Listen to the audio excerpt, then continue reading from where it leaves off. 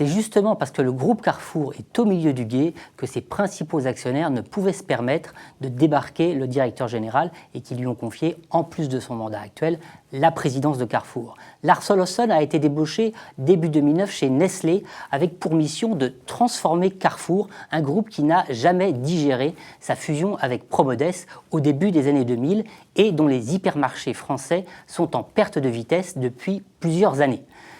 Mais depuis 9 mois, le groupe Carrefour enchaîne les mauvaises nouvelles. Avertissement sur résultats, valse des dirigeants, aller-retour sur la stratégie immobilière du groupe et, plus récemment, perte de parts de marché.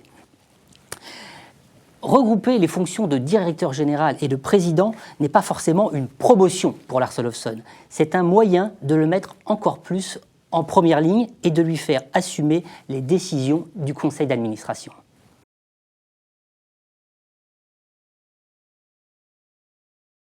Il y en a principalement 3.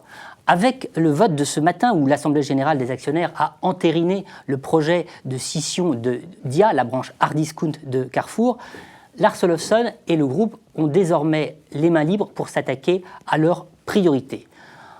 La première, c'est de relancer l'activité en France qui souffre et dont les performances s'aggravent depuis ces derniers mois.